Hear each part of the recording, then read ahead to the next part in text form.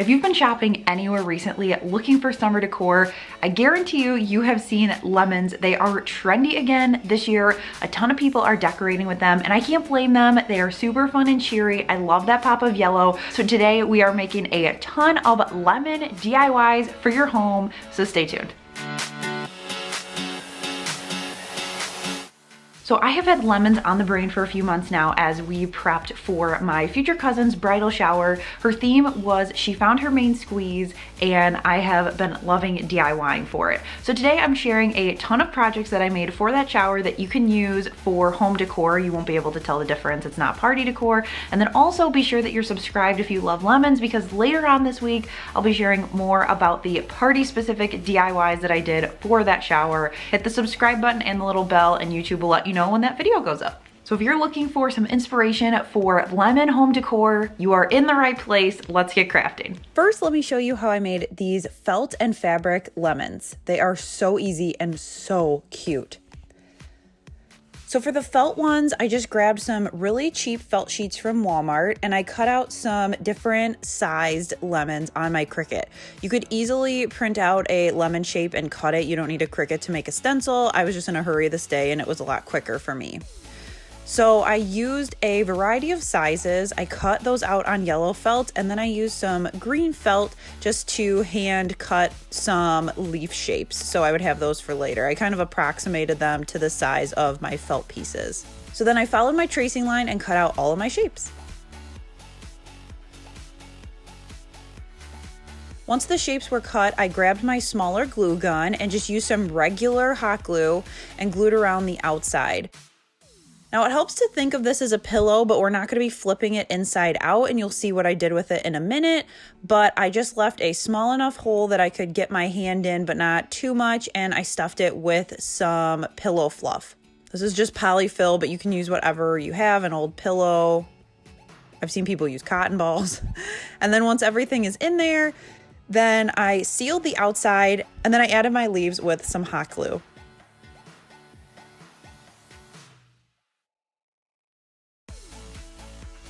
Then to finish it off, I went around the outside with some white yarn and I did a blanket stitch around the outside. I've done these blanket stitches before on a few other projects. I will leave a tutorial down in the description if you are interested in learning how to do that. This is what it looks like once you get a couple stitches in. And then I did the second one with a whip stitch. I also just added a little bit of yarn stitching on each of the little leaves to give it a little extra oomph. And I absolutely love these along with your throw pillows. They can add a little bit of color to any display. I followed the same method with some fabric I found in fat quarters at Walmart. So they were all 97 cents each. I did some larger ones, the same size as the felt ones, and then I also did a lot of these little tiny ones, and I thought these would be awesome for tiered tray decor. This color palette worked out so well. I think they are adorable. Those polka dots are so fun. You could display them in conjunction with the larger felt pillows, or they make really great filler for tiered trays. You can either just place them on the tier of the tray like I did here, or you can also insert them into mugs or bowls or any other containers that you have on your tiered tray. Up next are these really fun lemon slice beads. And you guys know I love using farmhouse beads in my tiered tray decor. It really just helps fill out a space. So I grabbed these lemon slices from Amazon and they're just plastic. I will link them down below, but I decided to put a hole through them. And to do that, I just used a clamp. So my hand was well away from my drill. And then I just used a drill bit in the size that I needed for my thread to go through. And I just drilled a hole straight through. Now, it is key to make sure that you are being safe with this, so that's why I'm using a clamp. Do not hold it in your hand and try to drill, please. That is not safe. Do not do that. So then once my holes were drilled, then it was time to make my beads. So I hand painted these. I just took some toothpicks and some yellow Waverly chalk paint, painted them, and used a piece of old floral foam just to stick those in so that they could dry. I also painted a good amount in white as well. Don't worry about getting all of the edges because it tends to be really difficult. Just let it dry, flip it over like I did here, and then fill in any gaps. Then I just took some of this cotton twine I got at Dollar Tree. This was in the automotive section. I added a little piece of Scotch tape to the end to create kind of a faux needle, and then it was time to string it. So I started with my little lemon slice, and I gave myself a lot of slack so that I could put my beads on. I ended up doing a natural bead, yellow, and then white, natural, yellow, white, but you could honestly do whatever pattern you want. I cut and tied off the end, and then I created a tassel. So I took my 4 fingers and I wrapped it around 50 times. That gives me a pretty full tassel. And once I was wrapped 50 times, I slipped it off my hand. Now I'm going to use the actual excess piece from the strand to tie it on at the top instead of having to attach it later. So I triple knotted it, and then you're going to take a scrap piece and wrap it around the top to create the top of your tassel, and make sure you double or triple knot that so it doesn't slip out. Once that's done, you can trim that down and then take your scissors and cut the ends of the tassel to give your tassel the fringe. Make sure to straighten it out, and then you can trim any outliers there so that your tassel looks nice and neat and clean. I also like having a little bit of gap at the end there where you can see by the tassel. It will allow you to easily overlap your beads like I did here. These are awesome for tiered trays. You can also put them on lanterns like I did here for the shower. Using that same technique, I also created a really fun garland. It makes me think of lemon drops. And so for this one, I drilled the same way, but instead of putting it in the first location, I went directly through the center. So my drill bit was long enough, I could go right directly through. And so I went through and did that to 8 of my slices. Then I had this on hand. It's some like large pom-poms from a patriotic decor DIY. So I grabbed out the white ones and just used them. You could also use Dollar Tree pom-poms for this, or you could forego that if you don't want these large pom-poms on there. I just like the visual. Then for this one, I took an actual needle. I just have one of these long like doll needles, and it makes it a lot easier to string everything up. So my pattern was one of those big pom-poms, a yellow bead, then a lemon slice, a natural bead, pom-pom, yellow, lemon slice. And I went through and did that until I used all of the lemon slices that I had. Then to finish off the ends, I decided to add some more tassels. So I made those exactly the same way that I did my farmhouse bead tassel, except for it's not hooked to anything. Then I just strung up my 2 remaining pieces with a hole in the center and tied it to the existing center of the tassel. This was a nice way to kind of finish off the garland right on the end. They also have limes and oranges, so if that's also your vibe, you can make something like that as well.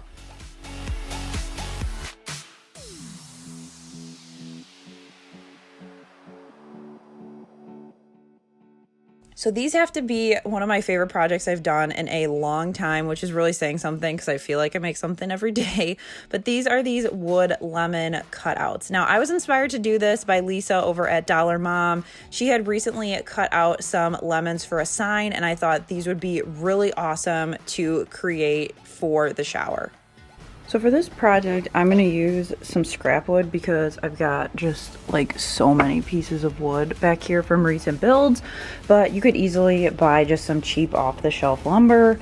But I've got 1x8s, 1x12s, so these will be, you know, a good size for what I'm looking to do, but don't worry if you don't have scrap wood, you could definitely go grab some cheap wood. Also, if you go to a place like Menards, I know that they have like a discount section of things that they've cut down that they didn't end up selling. So be sure to check that out too, because that's a really good option.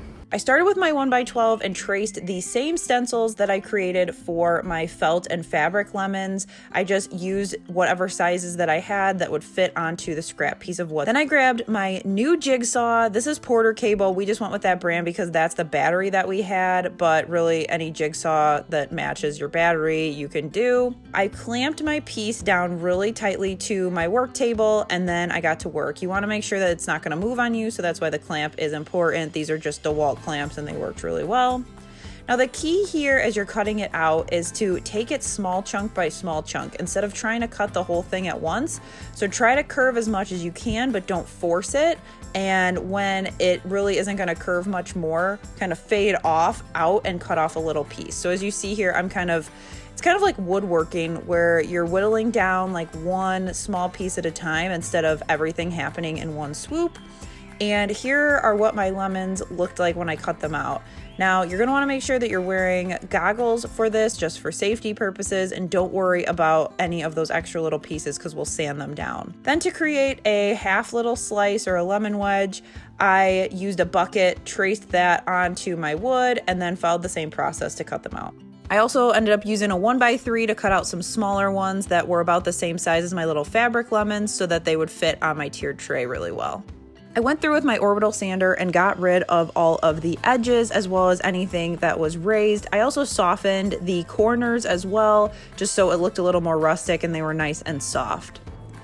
After taking a paper towel and wiping off all of the sawdust, I took some of my favorite dark walnut stain and stained all of the edges of all of the pieces. Now I did paint them, but I do like to have this dark color underneath, and you'll see in a minute I can sand it. It'll look a lot more rustic when you've got a darker tone as opposed to the unfinished wood, but this is optional if you don't want to do that. So when it came to painting, I started with this folk art color, Sunny Yellow, and I thought it was going to be perfect. As I was painting, I thought this will be great. This is a really pretty lemon color, which it totally is. And I was going to do half this color, half a different color. Well, once I started doing this other color, which is apple barrel golden yellow, I loved that color way too much to not have them all be that color. So I went through and it covered the other one pretty well. So I painted 2 coats on each side, and then I just did 1 coat on the edges. Here's the comparison from the lighter yellow to the golden. I like the golden personally a lot better, so after I decided that, I went through and gave everything a coat of that golden yellow apple barrel paint. Once everything was dry, I just took my sanding block and roughed up the edges, so then that way it looked a little bit more rustic. This is another optional thing, but I really liked the edges being kind of rough and rustic like that. And then I just took some poly and painted it on with a brush and let it dry overnight so everything would be nice and sealed, especially using that acrylic paint that you can get for pretty cheap. I just like to seal it to make sure it's not going to chip. My last step was to finish my wedges, and so I went through, just followed a picture that I saw on Pinterest and drew everything out with a pencil first. Then I went through with my white Sharpie so that I could get the lines all where I wanted them. And then I followed that with a paintbrush to really get everything painted in.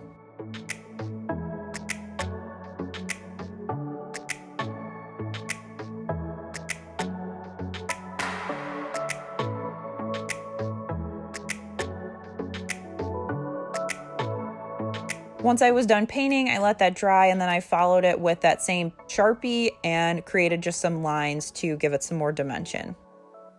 So here's a quick look at all 5 of the different sizes of lemons that I made. Those small ones are perfect for tiered trays or little vignettes. I threw them into little setups for the shower. And then the larger ones plus the wedges looked so cute with lanterns leading into the shower. And I also used some of them to accent some more lanterns as centerpieces. I am slowly becoming really obsessed with these little rolling pins. They're so cute and they're so easy to make. I just recently made some for a honeybee themed video, and so I wanted to make some for the lemon theme. So these are these woodpile Hobby Lobby unfinished ones. You can get a pack of 3 for $3.99. Sometimes they're on sale. I go through and just rough them up a little bit with some sandpaper because they are a little rough. It's nice to kind of neutralize any little pieces that are going to fall off before you paint. I painted the handles so those could stay the natural wood color, and then I painted the actual center of the rolling pin with the yellow. So then I removed the tape from the edges, grabbed my assistant, and created some little decals to go on it with my Cricut. Here's what those ended up looking like after I weeded them out. And then with my Expressions vinyl clear transfer tape, I applied them to my rolling pins. These are a free download over on my blog. If you are interested, click the link in the description, head over there, and you can download them to cut on your own machine. Like I said, I am getting so obsessed with these. I'm making them for so many different occasions. I also have some everyday ones that I will link up above and down in the description. You can check out that if you are looking for some that you can use year-round with farmhouse decor. This one I think is super different, and I was really excited when I thought about this. So I found this hand soap container at Dollar Tree. I thought I could make the front a lot less sterile looking and more hand painted. So I took the sticker off and I painted the front 2 coats with that maize chalk paint. Then I went through with a small paintbrush and some white and did about the same thing that I did on those wood lemon wedges. I just painted in the details and let it dry.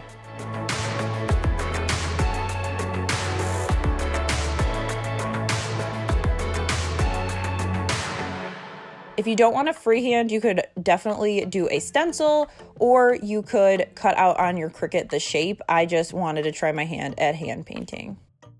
Once everything was painted and touched up, here's what it looked like. I really loved it. And then my last step was to just take some dishwasher safe Mod Podge and give it 3 coats with some really nice long lines so you don't have chunks anywhere, so that if anybody's using it in my bathroom where it is now displayed and water drips on it, it's not going to have your paint run, especially because it's chalk paint. This looked so cute in our lemon themed guest bathroom, and it was only $1. I really love both of these projects because they were inspired by this lemon fabric I found at Walmart, and they both used items I just had sitting around.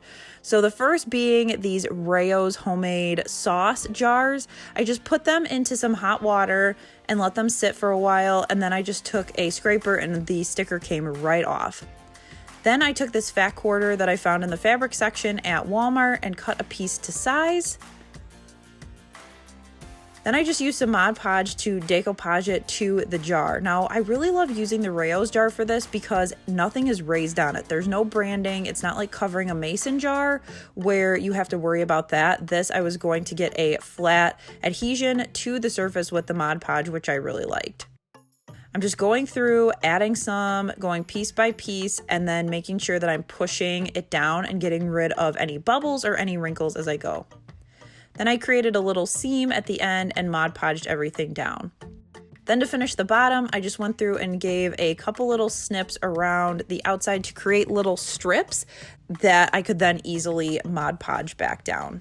I did the same thing at the top so that it would all lay really nicely around the top part of the jar. And then to finish off those edges, I just took some jute twine and wrapped it around a few times and tied it off.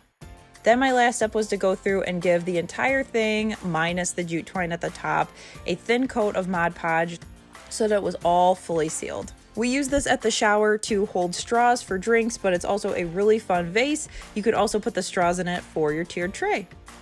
Now for the little house. I used some scrap wood again for this project. We've got so much scrap from previous projects, so I just took a 1x3, I cut it down into a little rectangle, and then it was really dicey being too close to the blade, so I used my miter box to create a little house shape with 2 45-degree angles, and then I grabbed some 1x2 framing lumber, marked off where I wanted it, and then just trimmed that down.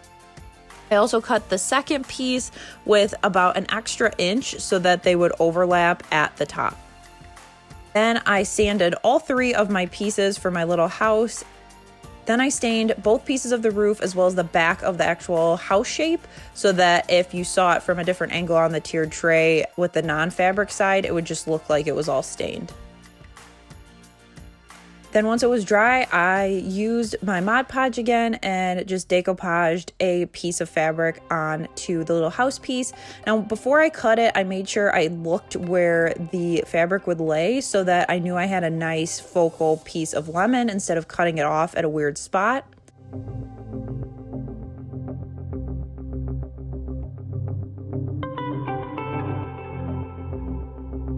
And then I just used some Gorilla wood glue to hook the house together. I used a clamp to hold that, and then I just added some more wood glue and glued it flush with the house.